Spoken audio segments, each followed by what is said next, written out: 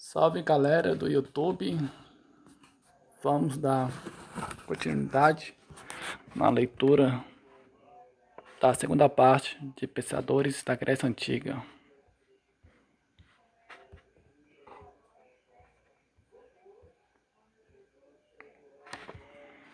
Aristóteles.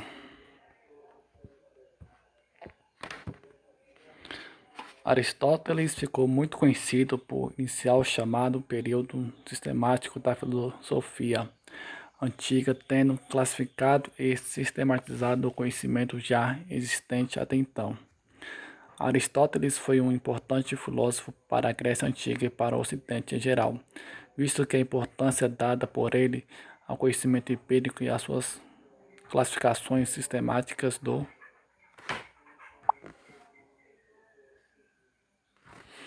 conhecimento muito influenciaram a filosofia escolástica e moderna e as ciências modernas que surgiram a partir do século XVI.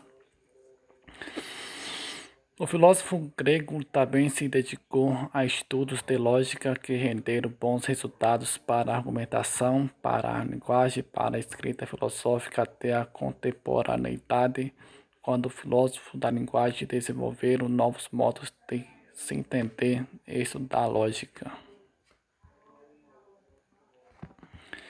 Quem foi Aristóteles? Nascido na cidade de Estagira, pertencente ao Império Macedônico, no ano de 384 a.C., Aristóteles foi considerado pela posteridade o mais importante filósofo da Grécia ao lado de Platão. Muito pouco se sabe sobre a sua juventude, com exceção de fato de ter ido viver em Atenas, o que possibilitou que conhecesse o pensador que se tornaria seu mestre, Platão. Aristóteles estudou na Academia de Platão durante muitos anos, até se tornar professor da instituição. Nesse período, aprofundou-se nos estudos platônicos sobre o ser e sobre a essência das coisas, sobre a dialética, sobre a política e sobre as ideias socráticas. Também estudou ética e aprofundou seus estudos em ciência da natureza, campo do conhecimento pelo qual o pensador tinha certa predileção. Sua formação inicial aprofundou-se bastante nessa área quando era mais jovem. Durante a sua vida intelectual, Aristóteles afastou-se gradativamente das ideias do seu mestre Platão, enquanto Platão considerava válido apenas o conhecimento intelectual da verdade obtido por meio das essências puras, ou seja, um conhecimento puramente intelectual. Aristóteles passou a considerar a validade intelectual de outro tipo de conhecimento, o empírico. Quando Platão morreu, Aristóteles esperava receber o cargo de gestor da academia, o que não aconteceu. Chateado com a situação, em 347 a.C., o pensador mudou-se para Arteneus, cidade na Ásia Menor, onde ele recebeu o cargo de conselheiro político. No ano de 343 a.C., Aristóteles voltou para a Macedônia e tornou-se professor e mentor intelectual do filho do imperador Filipe II, Alexandre, que mais tarde se tornaria Alexandre o Grande. No ano de 335 a.C., o pensador fundou Liceu, uma escola filosófica para ensinar os seus discípulos. Havia muitas semelhanças entre o Liceu de Aristóteles e a Academia de Platão.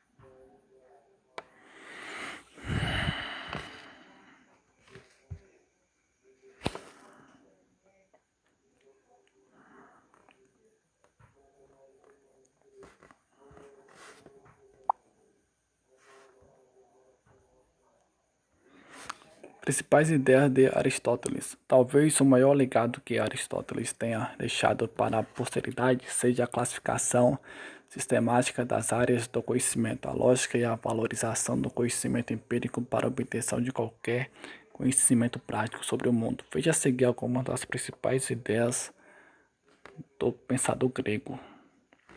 Democracia. Ao contrário de Platão, que era um crítico do sistema político democrático ateniense, Aristóteles reafirmou e defendeu a democracia como a forma mais justa de se governar. Sistematização. Até então, os estudos filosóficos eram desorganizados sob a ótica sistemática. Não eram comuns as classificações dos modos de conhecimento.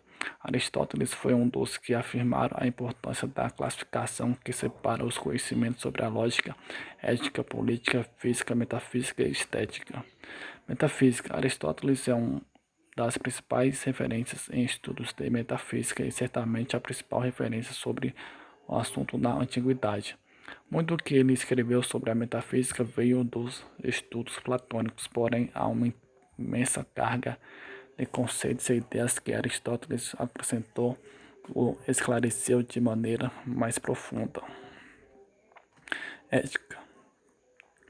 Em seu livro Ética ao Nicômaco, Aristóteles apresenta suas teorias morais defendendo o que ele chamou de ética eudemia. O termo eudemia deriva do mesmo radical da palavra daimon, que no vocabulário grego antigo seria uma entidade equivalente à consciência, ou seja, uma espécie de voz que guia o nosso pensamento e nossas ações. A ética, segundo Aristóteles, deveria ser guiada pela prudência e pela moderação. Segundo o filósofo, havia uma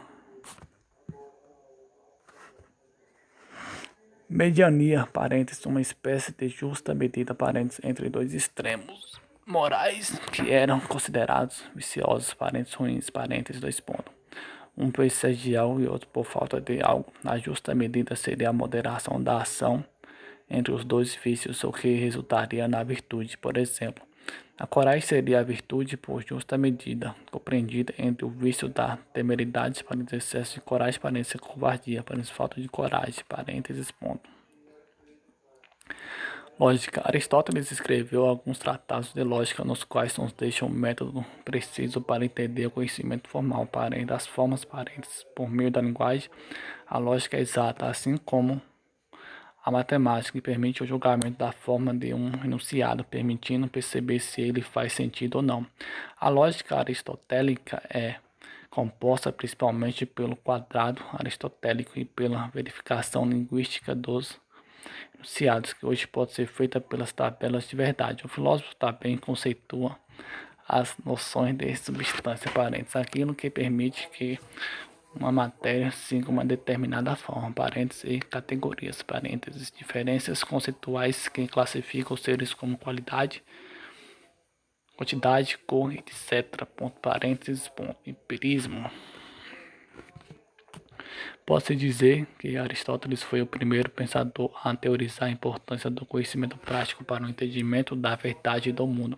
Segundo o filósofo, e ao contrário de Platão, o conhecimento da verdade deveria passar necessariamente por dois campos de nosso saber, o intelecto puro e os sentidos do corpo. A nossa capacidade sensorial, que é possibilitada pelos órgãos dos sentidos, visão, audição, tato, olfato e paladar, é a responsável pelo aprendizado primeiro e mais básico de nosso intelecto.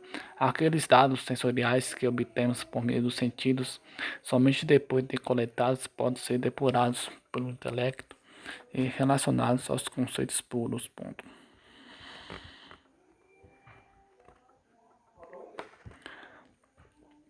Obras de Aristóteles. Temos hoje conhecimento de 22 textos deixados por Aristóteles. A maioria são tratados extensos escritos pelo próprio filósofo e, em muitos casos, divididos em vários livros ou tomos. Dentro de sua obra, também se encontram alguns conjuntos de notas que deveriam ser usados nas aulas do filósofo no liceu. Especula-se que algumas dessas notas tenham sido feitas por seus alunos. Veja alguns dos principais escritos de Aristóteles separados por seus assuntos gerais.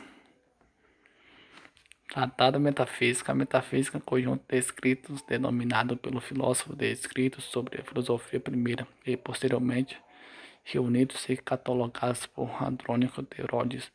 É um extenso tratado sobre uma filosofia pura que se dedicaria a entender o que é um ser em sua totalidade, ou seja, uma espécie de ciência geral, mestre de todas as ciências. Tratados de lógica, categorias. Pequeno tratado de lógica que apresenta a necessidade de distinção da categoria diferentes para que a expressão filosófica faça sentido. Também são apresentados nesse livro as noções básicas de lógica clássica.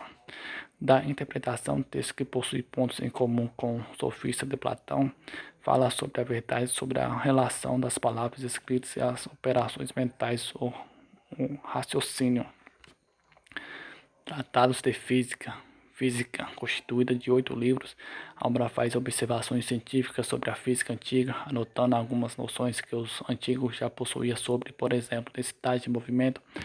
Tratados de Biologia.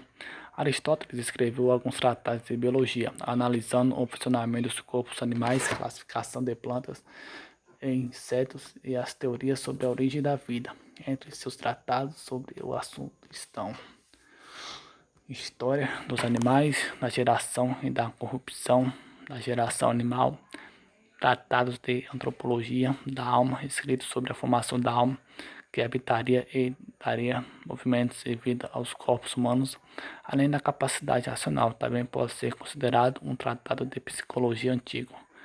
Tratados sobre escrita, parênteses, poesia e retórica, parênteses, poesia retórica.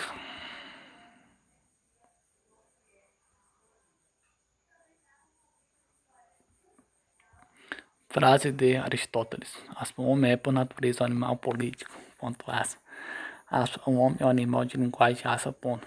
O menor desvio inicial da verdade multiplica-se ao infinito na medida em que avança. Ponto.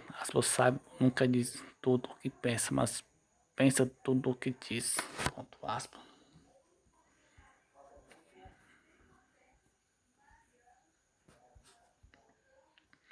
Emmanuel Kant. Kant foi um dos mais célebres filósofos modernos, autor de uma vasta obra. O pensador operou que o chamou de Revolução Copernicana na filosofia. Ponto. Escreveu algumas das principais obras filosóficas da modernidade. Personalidade influente no meio intelectual de sua cidade e membro da Real Academia das Ciências de Berlim. Curiosamente, o pensador nunca saiu de sua cidade natal.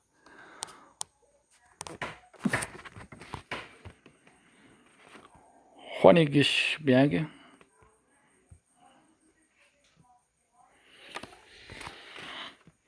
Kant fundou uma nova teoria do conhecimento, chamada idealismo transcendental, e a sua filosofia como um todo. Fundou o criticismo, corrente crítica do saber filosófico, que visava, como queria Kant, a delimitar os limites do conhecimento humano. As obras de Kant possuem uma nova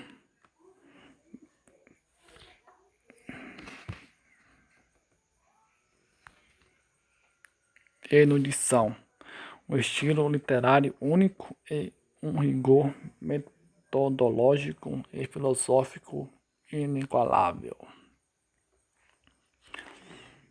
Professor da Universidade de Königsberg por quase 5 décadas, o docente e pesquisador dedicou-se a escrever sobre lógica, metafísica, teoria do conhecimento e ética e filosofia moral.